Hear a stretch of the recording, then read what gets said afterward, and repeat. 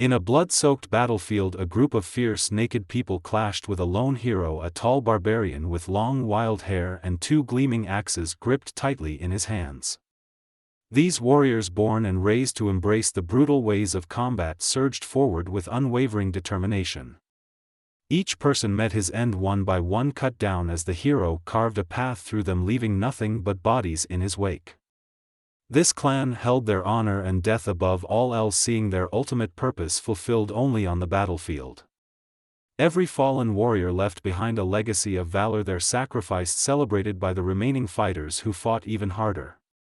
The hero's voice rang out raw and desperate as he called a name into the swirling chaos. Evelyn. His shout echoed over the roar of battle. I'll buy you as much time as I can. Prepare the spell. His words held a fierce resolve, and Evelyn's voice answered back, steady but strained. I understand, she replied, the urgency clear as she worked to channel the energy needed for a spell powerful enough to change the tide of the fight. Watching in awe and confusion was a small boy barely old enough to wield a blade, yet his heart pounded with pride and fear. The hero before him was his father, a warrior whose honor was unrivaled even in the clan known for its unbreakable code of loyalty and valor. To this young boy, his father was not only a hero but the epitome of what it meant to be a warrior. The boy marveled that even in this moment, surrounded by foes and betrayed by the very tribe they had trusted, his father continued to fight. But fate has something else. His father was attacked by the people. The blades were almost inside his stomach, but he kept fighting and eventually destroyed some of them. While Evelyn was preparing her magic, it had some green aura around it. With an immense light it sucked the young boy. Evelyn told him that wherever this star lands it will be much better than here. The boy's name was Aiden, and she told him to survive. Suddenly his father called him out and told him to become strong enough to lose nothing at all, and to become so strong that no one can dare to touch him, and to make sure he survives in the end. His father had a heroic final hero type of smile as he looked at Aiden. Aiden nodded solemnly, his gaze meeting his father's, a warrior who stood unflinching on the edge of death. In his father's eyes there was no trace of fear or regret, only the fierce pride that came from a life lived as a true barbarian. It was a gaze that spoke volumes, a message passed from father to son, filling Aiden with an understanding of honor and sacrifice that words could never capture. Fast forward to a bustling sunlit afternoon, a scene far removed from the brutal battlefields of Aiden's memories. The air was lively, filled with chatter and laughter, and on the street corner some groups of clowns were standing. One of them said that it must be because the college entrance exam was over, so they already catching big fish from the afternoon, as this geek must be from a rich family. They then told him to take his bag and watch already. He was a small cute geek with old granny glasses, but his watch looked expensive and shiny. He was Jintae, he was a third year at Yahello High School. The boy told them that they shouldn't do this as it could lead to big trouble. The guy who was standing in front of him told him that he is such a nerd that a trouble is standing in front of him and he is clowning about it. The boy, shifting nervously from foot to foot, glanced at the group of clowns and said, "It's just that my friend will be here soon." His voice was unsure, but there was a hint of anticipation behind it. One of the clowns, scoffing, leaned in with a smirk. "Oh really? What kind of badass is he, huh? Or is he some sort of monster?" As if on cue, a loud crash erupted from behind them. Bricks flew everywhere as the wall nearby broke open and one of the guys was thrown backward, taken completely by surprise. Dust settled around the gaping hole and through it stepped a towering figure, a guy with broad shoulders and thick chiseled muscles. He was charismatic, his presence alone exuding strength and confidence. The stunned group stared as he took in the scene with a stern expression. "Looks like you boys could use a lesson in manners," he said, voice deep and steady. His name was Cheoldu and he was in third year.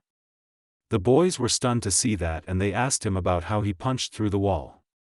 Cheol then grabbed the guy and told him that he is Jint's friend, and then he punched him. Such a charismatic guy. Afterwards Cheol and Jint walked together. On their way, Jint told him that he is amazing, as this time he punched through a brick wall. He then asked him if he is a human. Cheol chuckled nervously, raising his hands in a defensive gesture. Of course I'm human, he insisted, though his eyes darted away, betraying a hint of doubt. After all, it had been 10 long years since he'd arrived in this strange world they called Earth. Sometimes he wondered if he still showed the signs of the barbarian he had once been, a warrior from another life.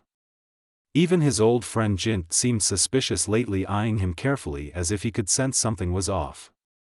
When they finally got back to the small apartment, some empty bowls stacked high on the table and scattered around the room as if a beggar had come through and devoured everything in sight. Cheol, who was still finishing off the last bites from his plate. Across the table an old man chuckled, shaking his head. "You're eating so little these days, Cheol," he remarked. Cheol shrugged, a bit embarrassed. "It's just that I haven't had much of an appetite lately," he admitted, glancing at the table piled with empty bowls. Then, looking over at his grandfather, he asked gently, "But Grandpa, why aren't you eating anything?" His grandfather chuckled softly, his eyes warm with affection. "I'm an old man now, Cheol. My digestion isn't what it used to be," he replied, patting his stomach with a small smile.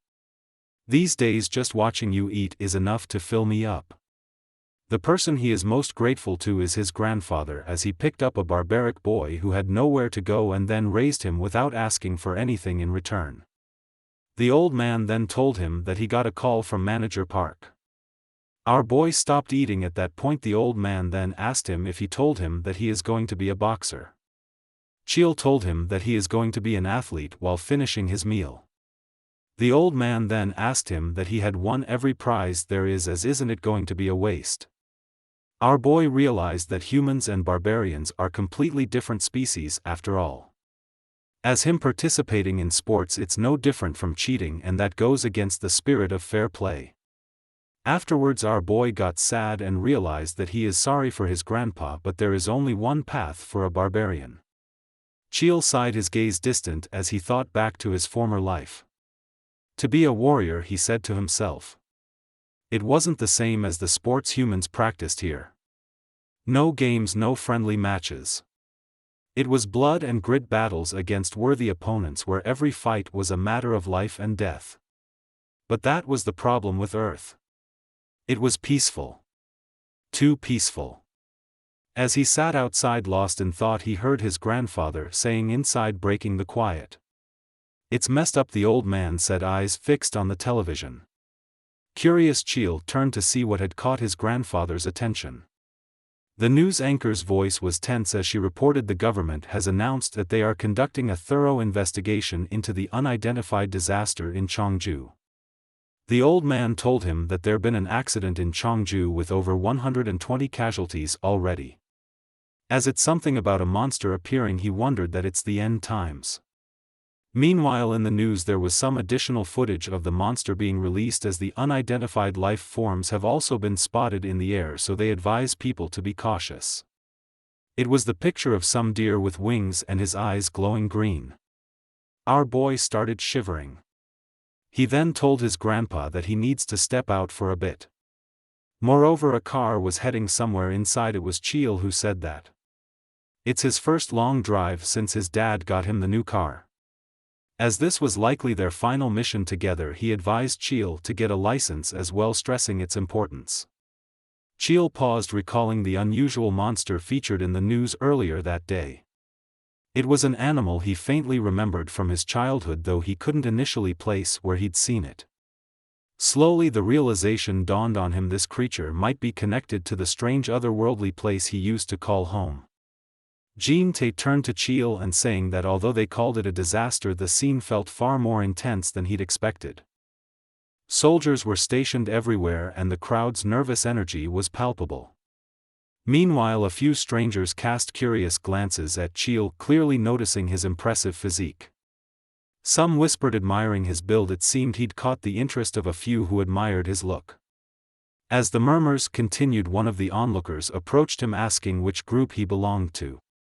They assessed his simple attire and concluded that he didn't seem affiliated with any organization. One of them then extended a golden card toward him and suggested, "If you're interested, you could join us." Cheol took a closer look at the card, wondering if this was some kind of gathering for warriors. The guy then grabbed our boy's shoulder and told him that they need to colonize planets so they are more like workers than warriors. However, Cheol tears the card apart and told them that he is more of a warrior, as being a worker would be disgraced to a warrior. The guys went completely berserk, their anger palpable as they confronted him. They shouted, demanding to know how he could dare to refuse the lucrative offer from Nuzong Development. Their voices were filled with disbelief and outrage, fueling the chaotic atmosphere around them. At that moment our boy felt a surge of irritation rise within him. He couldn't believe how they were insulting him, a warrior who had fought hard to earn his place. His frustration boiled over and he snapped back, challenging their audacity. Suddenly a vibrant purple aura enveloped him, crackling with energy, catching the attention of everyone nearby. The crowd fell silent, their eyes wide with wonder and fear. It was as if time had paused and the air thickened with anticipation. Then a notification window appeared in the air before him, glowing ominously and capturing everyone's attention. The words flickered across the screen announcing that the apocalypse trial was about to begin. Our boy stood there stunned and was processing the gravity of the situation. The message continued, declaring that the end of the world was approaching Earth. Panic and confusion swept through the crowd as they absorbed the chilling news. Yet the notification also revealed a glimmer of hope.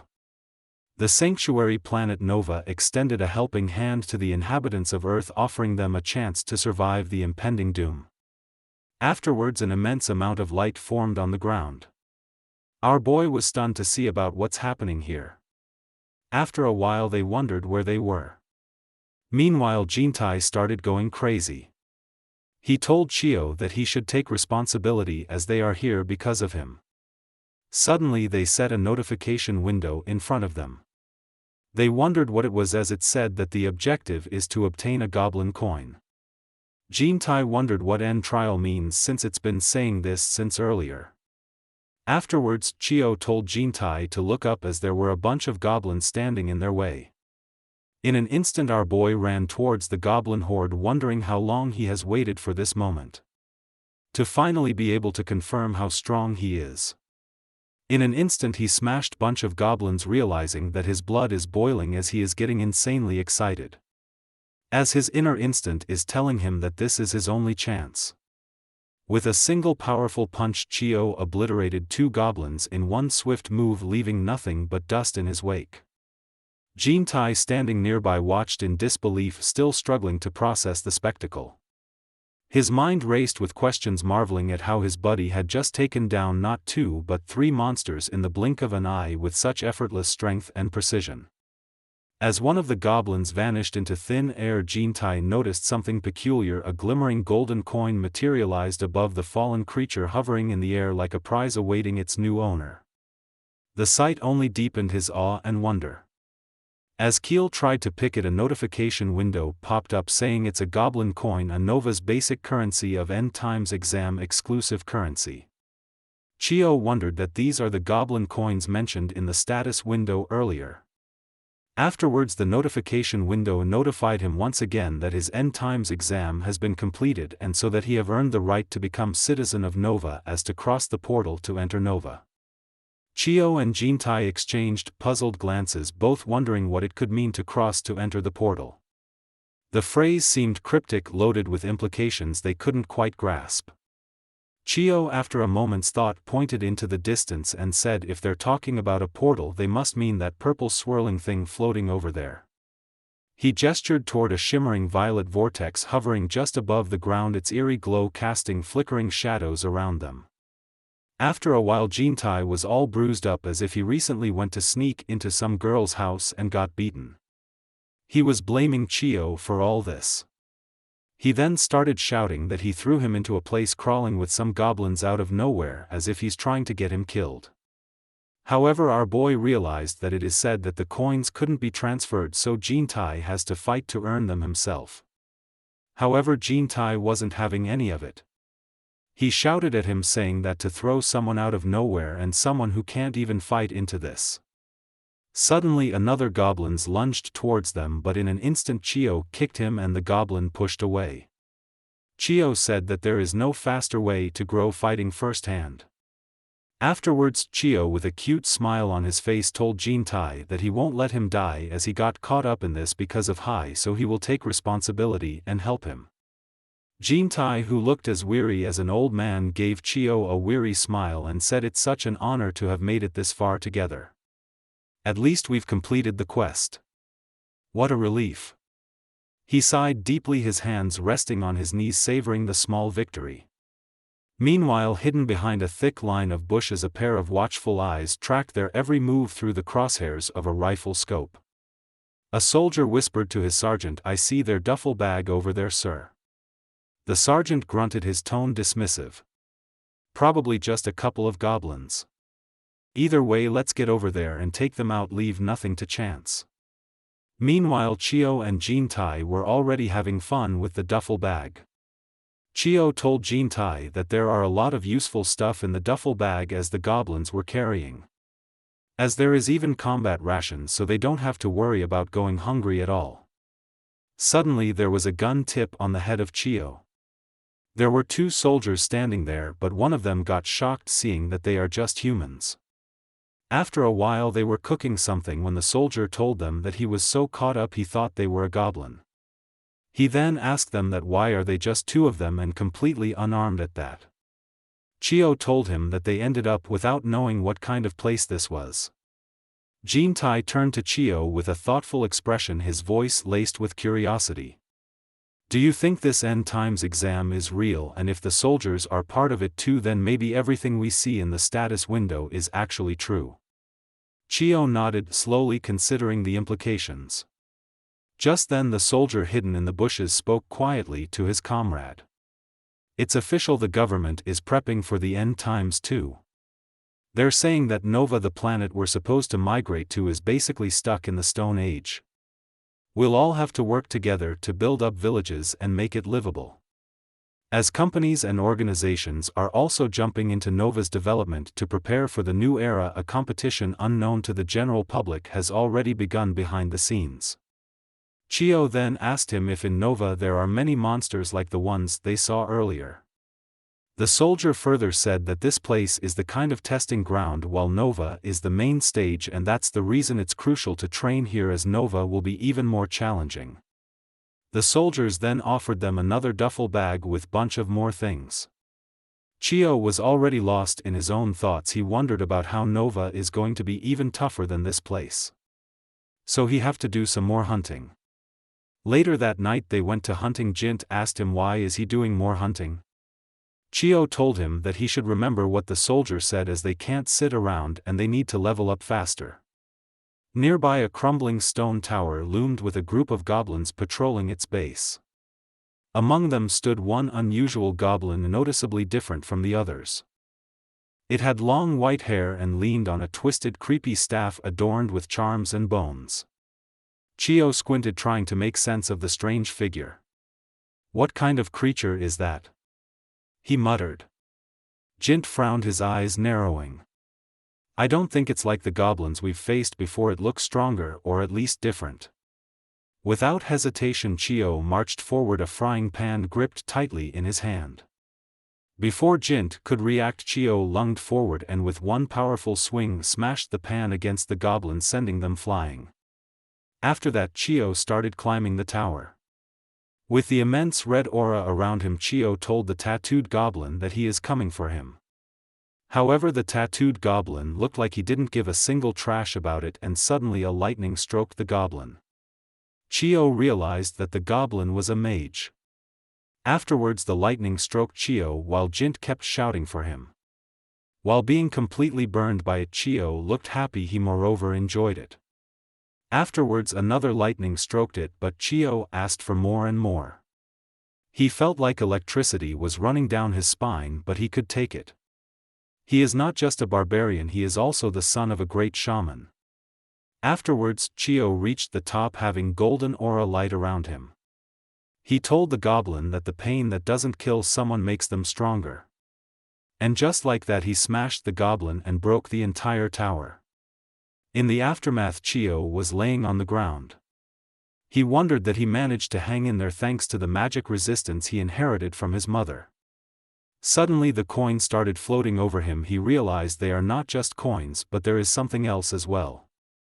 Another notification window pops up saying a mana orb permanently grants a small amount of mana can be activated with 10 goblin coins exclusive to the Doomsday Trial, which is non-transferable. He wondered if he could gain mana like a shaman. Suddenly the mana went inside his chest and he started glowing with the golden light. He felt that this feels like such a power-up as it almost makes all of his previous efforts seem pointless. Suddenly Jintae the fat clown came running towards him saying to be fine after getting hit by lightning. He wondered if he is a human. At that moment Chio went dark and blank. He called out Jintae saying now they have to hunt even more. Jintae almost pissed his pants. Chio told he that they should find the next hunting ground quickly as they especially need to take down that shaman who drop orbs. The next morning Jintae woke up groggy and rubbed his eyes only to see Chio sitting nearby completely naked, a pile of shimmering mana orbs cradled in his hands. Jintae blinked stunned and muttered, "Did you hunt goblins all night without sleeping?" Chio flashed a wild grin on him, his eyes glinting with an intense energy. "Not just mana orbs," he said excitedly, "I managed to grab a few strength orbs too. I feel like I've gotten insanely strong overnight." He clenched his fists, feeling the new surge of power flow through his body, eager to test his abilities. Just then a soft chime echoed in the air and a notification window appeared before them, its message stark and to the point. 12 hours have passed in the Doomsday Trial. The notification's words hung heavy in the air. Bosses are formidable enemies that novice players cannot face. Escaping as quickly as possible is recommended. Jintae's eyes widened in horror as he processed the warning. Bosses? Showing up this early? That's insane, he muttered, a hint of panic creeping into his voice. He quickly turned to Chio. "We should get out of here now, the portal's still open, we can escape." But Chio's expression had shifted, his face darkening with a twisted excitement. A chilling grin spread across his face as he clenched his fists, the power from the mana and strength orbs surging within him. "Escape?" he said, his voice laced with exhilaration. "Why would I run? This is exactly what I've been waiting for." Jintae's stomach churned as he looked at his friend, who now seemed almost unrecognizable, the thrill of the battle overtaking any fear. In the beginner's testing ground, chaos erupted as the field boss, a hulking towering ogre, laid waste to everything in its path. Soldiers fought valiantly, guns blazing, but the bullets only seemed to bounce off the ogre's thick leathery skin. It roared, swinging its massive club, sending soldiers scattering. Just as the monster raised its weapon to crush the nearest squad, Chio leapt into action, completely unfazed by his lack of armor or clothing. "Time for the real fight," he shouted, a fierce grin on his face. Jintae could hardly believe his eyes. Here was Chio charging at an enemy twice his size, completely naked yet absolutely fearless. The ogre turned, noticing him, and Chio's excitement only grew. He clenched his fists, ready to go head to head with the enormous creature. Chio clenched his fist and swung with all his might, landing a solid punch on the towering goblin. He expected to feel some give in the creature's skin or a grunt of pain, but it was like punching a wall of solid steel. The goblin didn't flinch, not even an inch. Instead, it glared down at him with a smirk, as if amused by his effort. Before Chio could react, the goblin's massive fist came crashing toward him. The blow was swift and ruthless, slamming into him with devastating force. Pain exploded through Chio's body as he staggered backward, barely able to keep his footing. Meanwhile, Jintae, who was standing with the soldiers beside, said that it can't be possible that its iron head is being overpowered. The soldier said that that's impressive in itself, as the field bosses aren't meant to be an easy prey, as they need to be at least on par with Tan to stand a chance against it. Chio lay sprawled on the ground, his body aching from the impact. He couldn't believe the sheer force behind that single punch. How could one creature be so strong? As he struggled to regain focus, he understood the grim reality. This goblin was undoubtedly stronger than him, maybe even leagues beyond what he could handle alone. Just then the goblin's massive fist came swinging down again, aiming to finish him off. But this time Cheo's instincts kicked in and he rolled to the side just in time. The goblin's punch slammed into the ground with a force that sent tremors through the earth, scattering dirt and rocks around them. Cheo understood that he had to avoid a head-on clash with the goblin at all costs. The creature's brute strength was overwhelming and he knew that a direct confrontation would likely end badly for him. The goblin was not only powerful but also quick to strike, making it a formidable opponent. As he observed the beast's broad muscular frame, Cheo felt a surge of adrenaline course through his veins. Just as he anticipated, the goblin began launching its heavy punches once more, each swing powerful enough to crush stone. Cheo's instincts kicked in. He knew he had to remain agile and aware.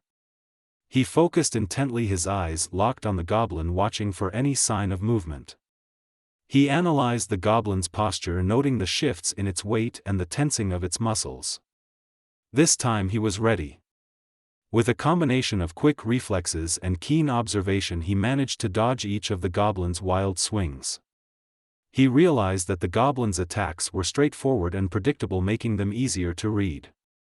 As he sidestepped another powerful punch, an idea sparked in his mind. Seizing the opportunity, Cheo reached out and grabbed the goblin's massive arm as it swung by. Using the creature's own momentum against it, he pivoted his body and threw the goblin down onto the ground with all his strength. As the goblin hit the ground, Cheo seized the moment and leaped into the air, aiming to deliver a powerful punch directly to its head. His fist connected with a sickening thud, the force of the blow reverberating through his arm. He didn't stop there. Fueled by adrenaline and determination, he unleashed a flurry of punches, hammering down on the goblin like a crazed maniac. The soldiers watching from a distance were utterly stunned. They could hardly believe their eyes as they witnessed this seemingly impossible scene unfold. Here was a lone fighter taking on an ogre barehanded and holding his ground against such a formidable foe. Cheo couldn't hold his happiness back. He started cheering on how he was able to take down someone stronger and bigger than him. The goblin was on the ground looking like a beauty girl. The goblin was then turning into a black orb. Cheo wondered what ability it will give him this time. He was shocked to see something. Afterwards, the people were thanking Cheo for saving them, as they owe him their life. They further told him that before going to Nova they should buy as many items as possible from the shop. Cheo was shocked to see a shop, as they can't take anything to Nova that they didn't buy from the shop. There was an old swaggy goblin sitting beside the shop. He told them to take a look and see what they want. Cheo was amazed as he saw a talking goblin for the first time. However, Jint was making up some evil plans as how they got so many of coins. He wondered what they should do with it. Cheo, filled with enthusiasm, turned to Jint and declared, "Let's buy everything this goblin has in the store." The sheer audacity of the idea thrilled him, and without a second thought they rushed to gather every item in sight. The old goblin watched with a mix of surprise and amusement as the two young men scoured the shelves, tossing potions, weapons and various trinkets into their growing pile. In no time at all, Cheo and Jint had emptied the shop, leaving behind nothing but bare wooden shelves. The goblin chuckled, rubbing his hands together as he counted their coins. "You two are something else," he exclaimed, clearly entertained by their reckless spending spree. Once their purchases were complete, a notification window suddenly popped up in front of them, shimmering with vibrant text. "All conditions for heading to Nova have been met," it announced. Cheo's heart raced as he read the message, realizing the significance of their actions. They had not only stocked up on invaluable resources but had also completed a crucial requirement for their journey. Afterwards they were standing to enter another planet. While Jint was nervous, our boy was so excited that he almost ripped his pants apart. As they were heading, Jint told Cheo to look over there, as there were two moons.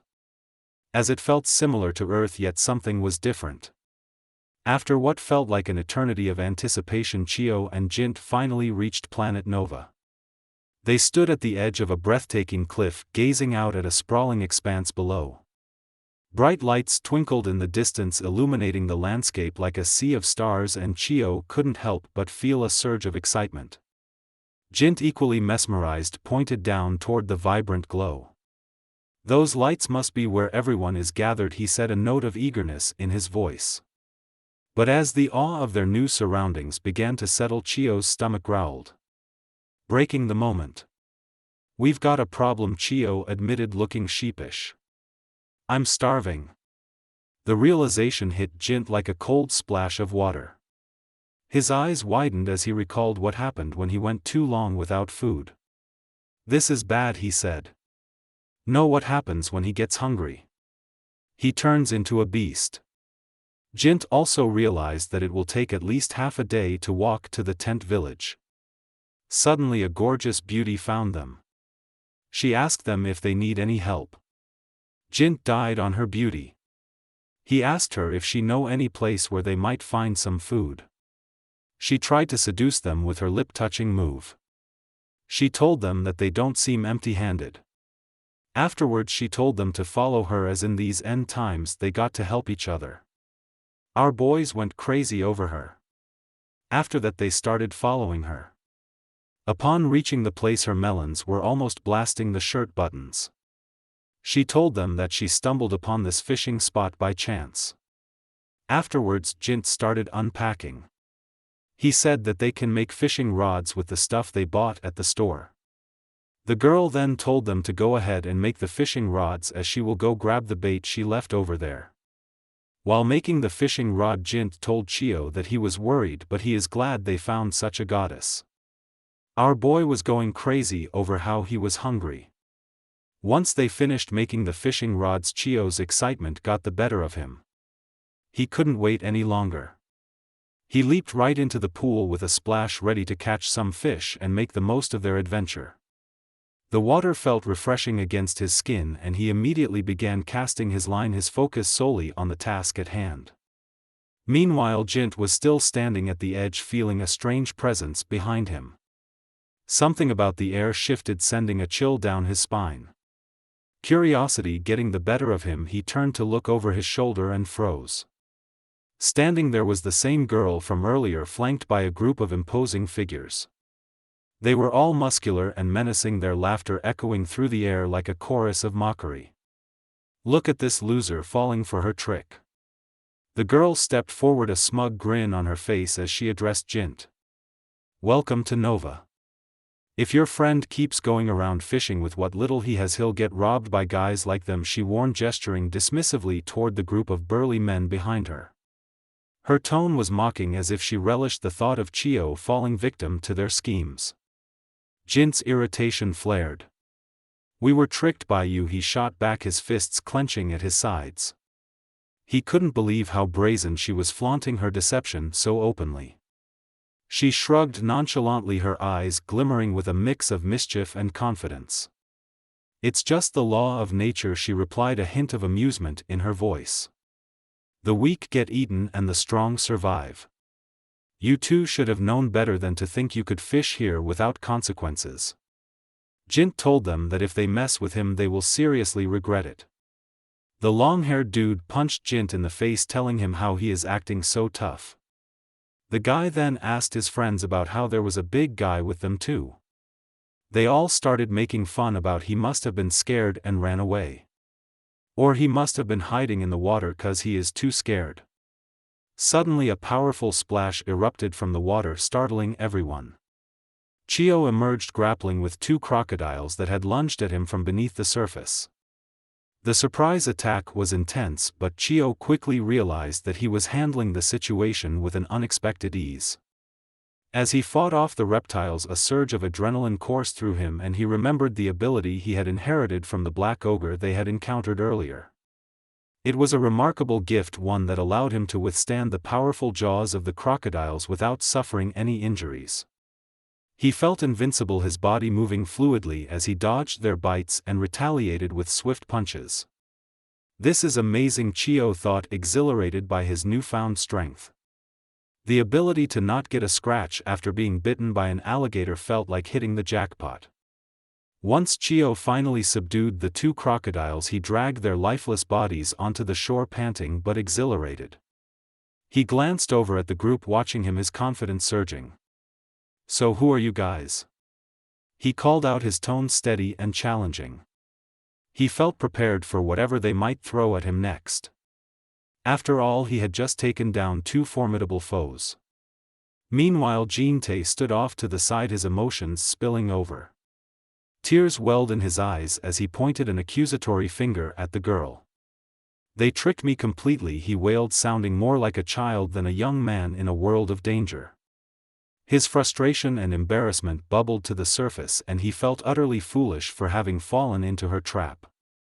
Cheo, catching sight of his friend's distress, rolled his eyes but couldn't help but smile. "Jintae, focus. You need to eat crocodile meat quickly." Afterwards, Jintae started crying again, saying he even got slapped and much more. One of the members asked Cheo that he looks like a fighter, so what is he going to do now? Suddenly, with a single punch, Cheo destroyed the guy's face. With a scary look on his face, he told the others to get ready, as he don't solve problems, he just eliminate them. Afterwards, the crocodiles appeared to be cooking something up behind our boy, who stood firm and unshaken like a towering rock amidst a storm.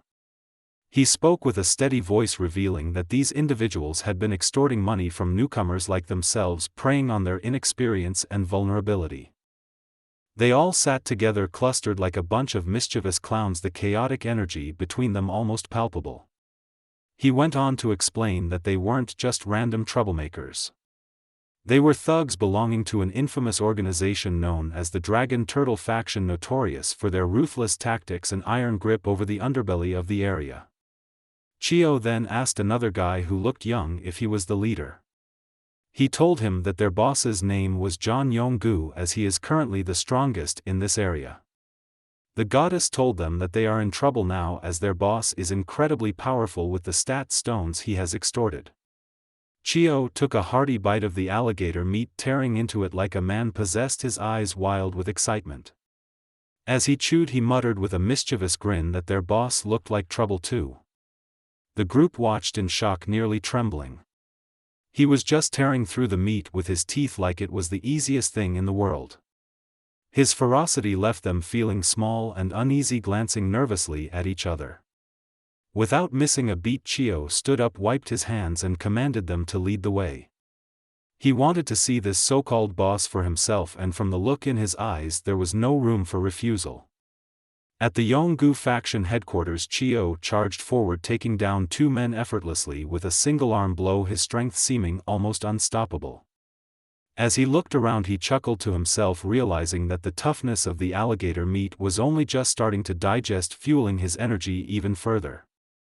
The other faction members gathered, murmuring amongst themselves. They had heard rumors that Cheo had shown up with the youngest recruits. Whispers spread quickly, fingers pointing in blame at Yong, accusing him of leading an enemy straight into their base. This is all because of Yong. Cheo then began shouting at the top of his lungs, his voice echoing like a wild battle cry. He called out for Yong-gu to come out and face him, challenging him to fight like a real man. His fierce words stirred the entire area, and suddenly a hand adorned with a gleaming golden ring appeared, catching everyone's attention. Even Jintae looked taken aback as he recognized the man approaching. Finally, the boss emerged from the shadows, towering even taller and broader than Cheo, exuding an intimidating aura. He glanced around with a scowl, then asked in a deep, rumbling voice, "Who dared to mess with my boys?" The boss and Cheo was standing face to face. The boss asked Cheo that he is such a green boy with such few words, as if he bite his tongue in half. However, Cheo wasn't coming slow either. He asked him if being old is something to brag about, and suddenly the boss punched Cheo in the face. However, it didn't affect Cheo at all. He told him that in this world the one with the stronger fist is the adult. Cheo blocked the boss's fist effortlessly, his stance unshaken. The boss let out a booming laugh, clearly impressed, and remarked that he liked Cheo's spirit. With a sly grin, he offered Cheo a deal. If Cheo managed to win, he could become the boss's second-in-command, an elite position under his rule. But Cheo wasn't swayed. Instead, he calmly replied that if he won, he'd be taking those two guys with him, no negotiations.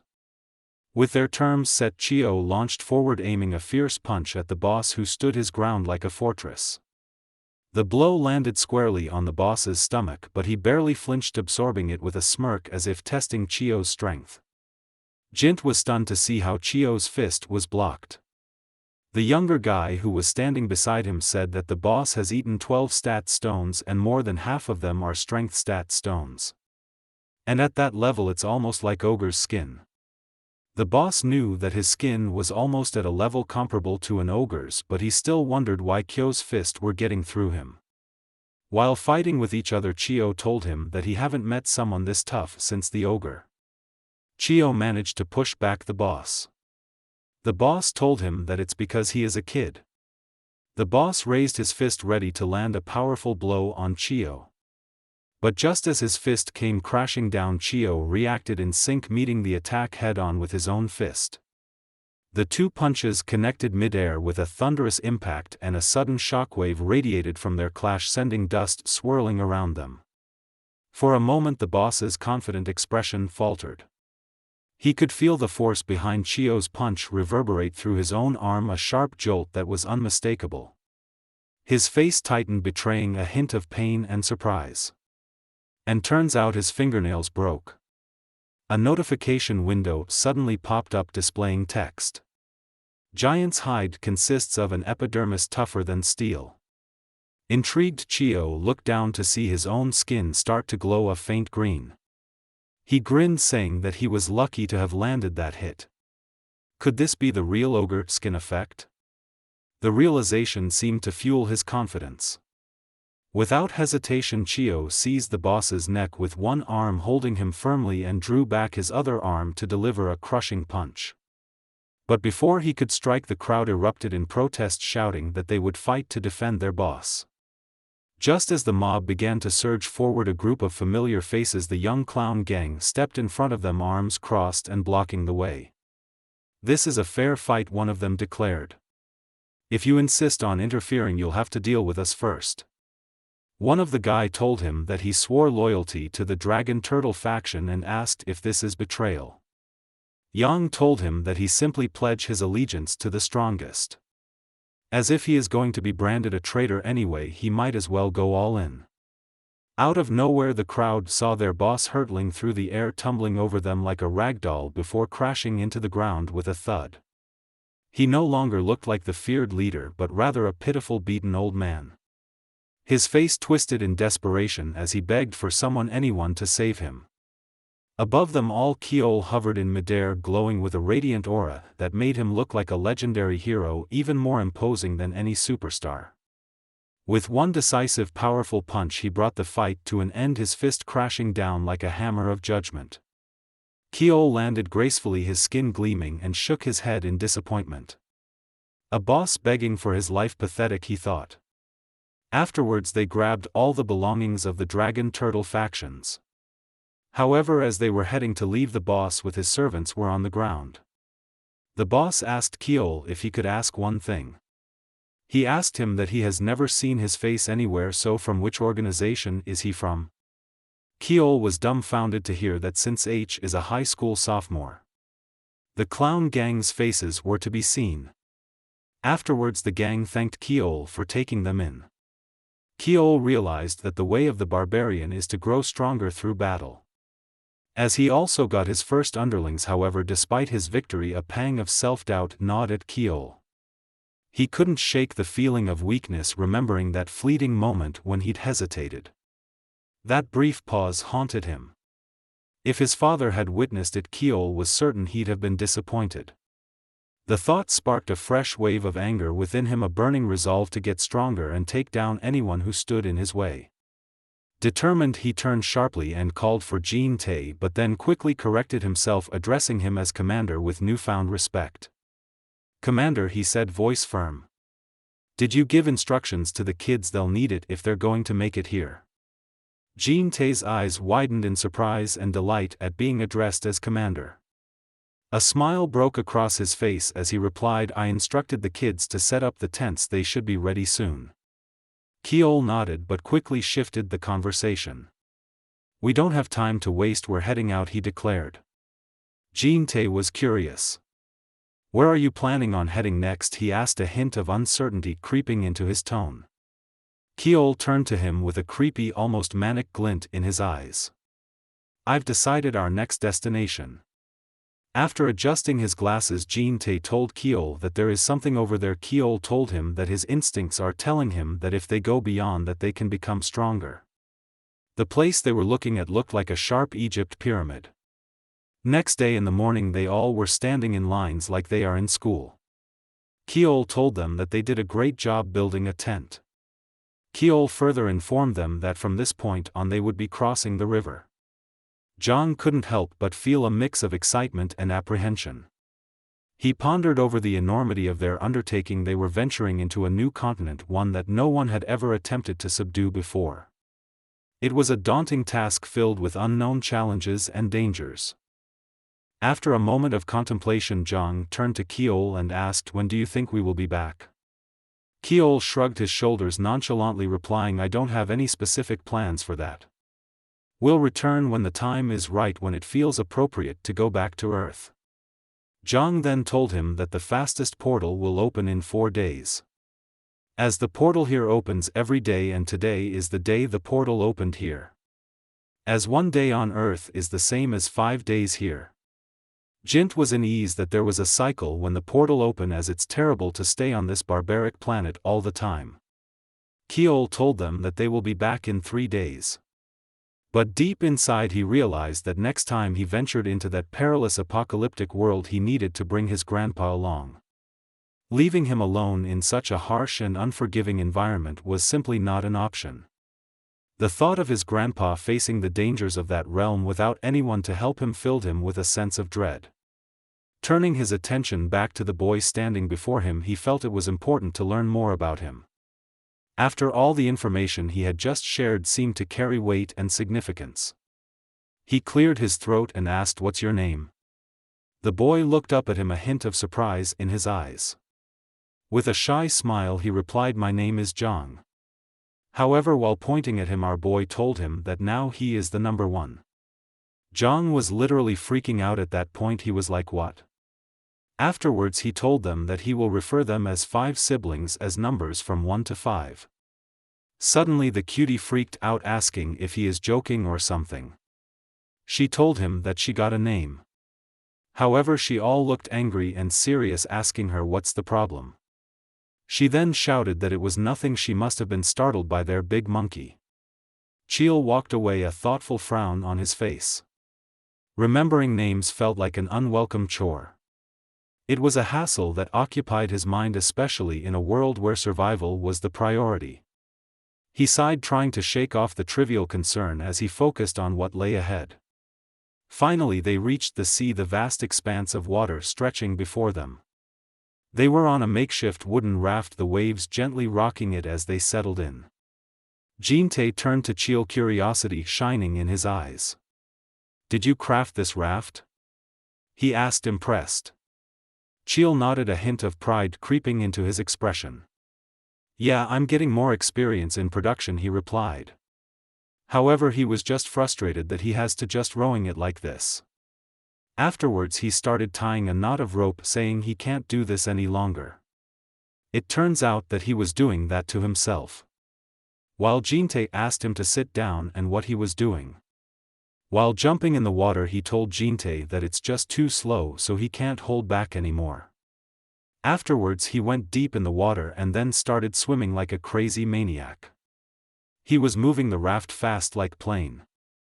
Jintae felt a wave of realization wash over him as he observed Cheol, who seemed to adapt to every situation with remarkable ease. It was a stark contrast to his own feelings of inadequacy, as he often labeled himself a clown loser, someone who struggled to keep pace with the demands of their unit. The fact that Cheol had ascended to the position of commander only amplified Jintae's insecurities. He couldn't shake the nagging thought that he needed to stop running away from his problems and confront his challenges head-on. As they continued their journey, they finally reached their destination. Before them loomed a massive pyramid structure reminiscent of the ancient Egyptian wonders. Afterwards a notification window pops up saying that they got a perks for contributing to sanctuary activation. Jintae stood in awe, realizing that this was his first time witnessing such an impressive structure. The grandeur of the pyramid before him was unlike anything he had ever seen.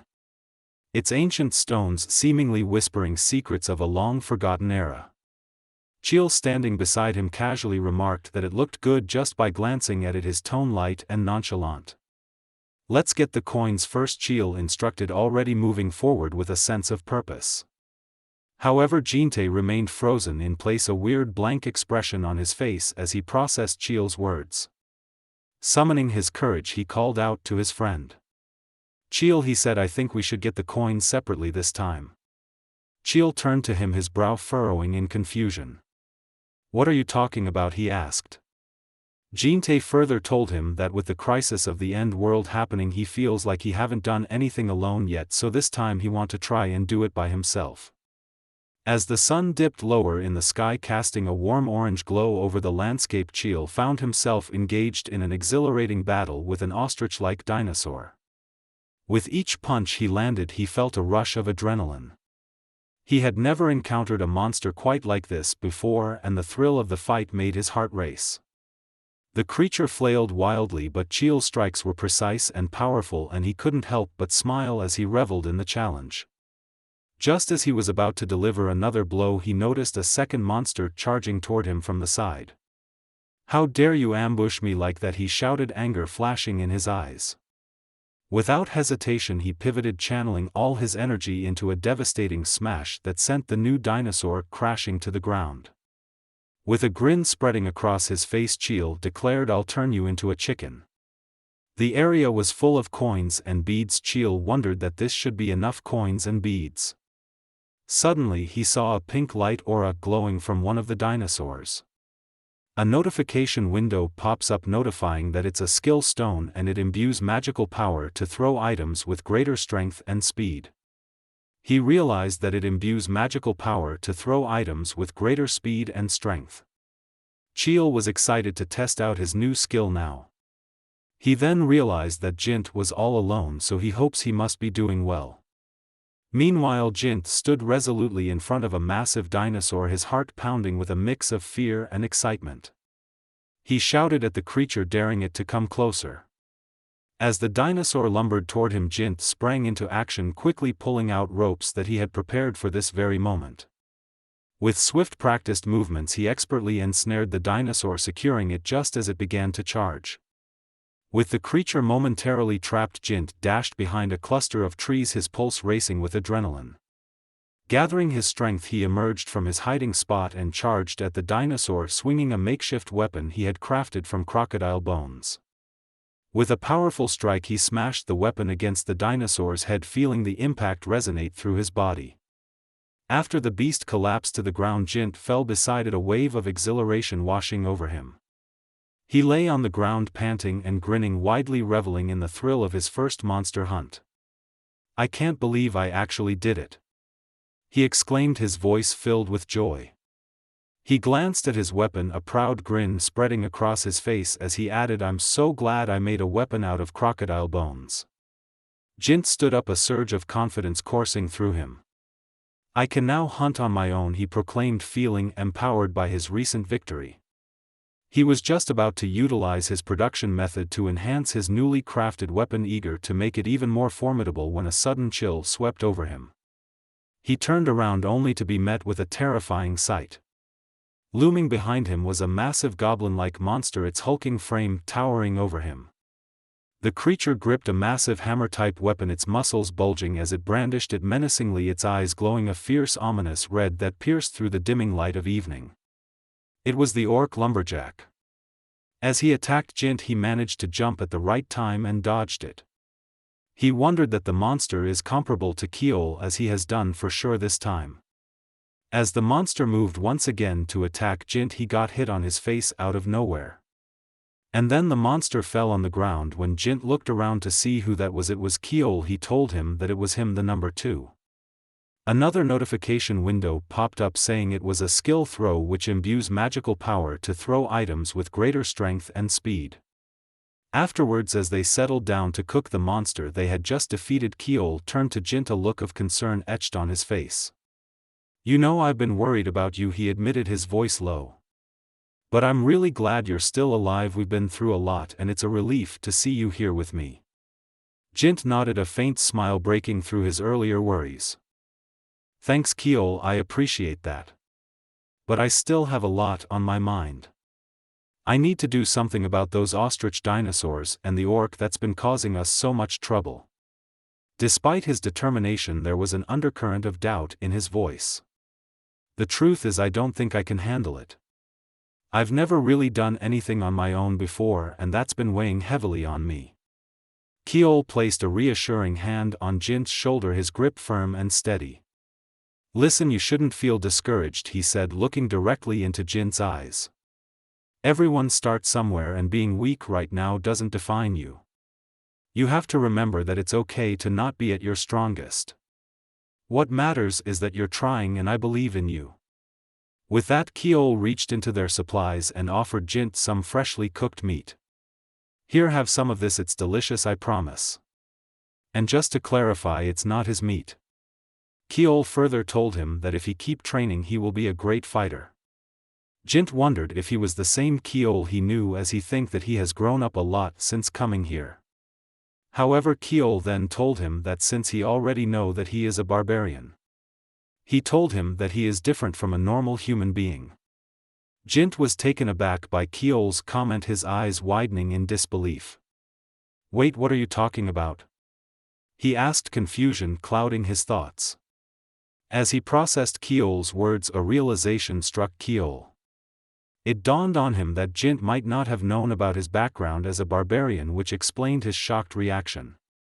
Panic spread across Jint's face as he stammered, You mean you might be from a savage nation? Is that what you're saying? His mind raced with images of wild tribes and fierce warriors completely at odds with the Cheol he knew. Cheol couldn't help but laugh at Jint's reaction. Whoa, calm down, just because I have some skills doesn't mean I'm a savage, he said, trying to defuse the tension. But as he thought about it more, he realized that many of the things Cheol had done didn't exactly align with what he thought of as typical human behavior. Jint began to reconsider all the oddities he had witnessed. You've done so many things that just don't make sense for a human, he murmured, his brow furrowing in thought. Like how you handled that monster back there, or how you seem to thrive in these wild conditions. It's almost like you've been trained for this kind of life. Cheol then asked him if he didn't knew that he was a barbarian. He told him that he didn't knew that. Cheol then laughed and told him that he don't need to compare himself with him now because they are different. The next morning they arrived outside the pyramid sanctuary. As they touched the walls, the pyramid sanctuary was activated and they were bombarded with the rewards. Their inventory storage was increased. Meanwhile, Jint realized that the activating is quite amazing, as if it's like subspace. Cheol turned to him and explained that there had to be a difference in compensation based on the number of coins collected. This insight made everyone pause for a moment, deep in thought. Just as they were processing this information, their eyes widened in astonishment as a notification window appeared before them. The message announced that they had been granted a blessing from the sanctuary which would double their recovery rate for the next 24 hours. The news sent waves of excitement through the group as they realized the significant advantage this blessing would provide them in their upcoming challenges. The loser Jintae couldn't help but wonder if with these new perks he might finally become strong himself. He realized that he could stop relying on Cheol for protection and that it was time for him to forge his own path to strength. As he contemplated this newfound resolve, a series of unsettling noises pierced the air, drawing Cheol's attention. He glanced around and spotted a group of goblins brandishing hammers, their malicious eyes glinting with intent. Panic surged through Jintae, and without a moment's hesitation he came sprinting toward Cheol, desperate to save himself from the impending threat. However, Cheol pushed Jintae back, saying that now he got his perks he should fight for himself. Jintae then looked at Cheol, whose muscles were already popping out. He told Jintae that he shouldn't be scared since he got a barbarian next to him. Cheol turned to Jintae, urging him to take on the orc they had spotted earlier, assuring him that he would handle the rest of the goblins. With a determined nod, Cheol rushed forward, eager to engage the enemies head-on and take the initiative in the fight. However, as Cheoldu dashed into the fray, Jintae's face twisted in panic.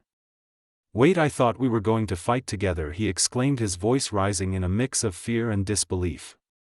Afterward, Cheoldu swiftly dodged the goblin's attack, moving with agility and precision. Seizing the opportunity, he grabbed the goblin's own weapon and smashed it against the ground, a smirk on his face as he taunted, "Using a weapon against an unarmed opponent isn't very manly." He then took possession of the weapon, standing triumphantly over the defeated goblin, feeling a surge of confidence. Suddenly, from behind, a massive beast lunged toward Cheoldu, ready to attack and catching him completely off guard. Just as the danger loomed closer, Jintae, filled with a surge of unexpected bravery, rushed in and shoved the beast to the side, declaring, "No, I'm the one who has to fight this," he said. Cheoldu couldn't help but smile like a little kid, watching Jintae standing bravely in front of him, ready to take down such a massive beast all on his own. It was a sight he never thought he would witness, and the excitement bubbled within him. However, the joy quickly faded as the monster swung its wooden hammer, slamming it down onto Jintae with relentless force, one hit after another. With each brutal strike, Jintae felt the wind knocked out of him, the pain overwhelming. Desperation flooded his mind as he gasped for breath, and for a brief moment he truly believed he was going to die. And just like that, the monster smashed him so hard that he went flying towards the tree. Jintae felt that he let his guard down for so long as he relied too much on the blessings. He then looked at the monster's sausage and planned that he is starting to see this guy's attack patterns. After gathering his courage, Jintae sprinted toward the monstrous creature, his heart pounding in his chest. He knew he needed to begin with a downward strike to catch the beast off guard. As he closed the distance, a plan formed in his mind. He decided to slip inside the monster's reach. He focused on dodging the enemy's critical hit, his instincts guiding him. With surprising agility, he maneuvered smoothly past the beast's massive arms and lunged at its neck with his knife. Overcome with exhilaration, Jintae began to dance around the fallen orc like a monkey, his movements wild and jubilant as he cheered for his unexpected victory. Cheoldu clapped Jintae on the back, congratulating him on his impressive victory. "You did great out there, you've really grown quite a bit," he said, a proud smile spreading across his face. Jintae beamed at the compliment, feeling a swell of confidence. "Thanks, Cheoldu, I think I'm starting to get the hang of fighting," he replied, excitement lacing his voice. He paused for a moment, then added, "And you're pretty amazing too, taking on those spear-wielding orcs like that isn't easy." However, Cheoldu was still silent as he looked at the notification window, which told them that they have a deep understanding of spear techniques as they unlocked the skill Spear Mastery. Cheoldu then realized that fighting with a stolen spear is no wonder it unlocked the Spear Mastery. Cheoldu further figured out that it seems that this is the same concept as him fighting out crafting. He then got an evil idea that using weapons they should learn stuff like this. With the immense amount of excitement on his face, he asked Jintae if he is fully recovered. Jintae was confused. He asked him not to tell if he is looking for another fight right now. Cheoldu then pointed towards a patch of earth just beyond the clearing where a series of footprints led into the dense forest. "Look over there," he said, his tone shifting to one of intrigue. "Those footprints could lead us to the orc camp. If we follow them, we might discover where the orcs live." Jintae's eyes widened with excitement at the prospect. Cheoldu continued, "There might be other weapons besides those spears we've seen. We could find something even better to help us in our battles."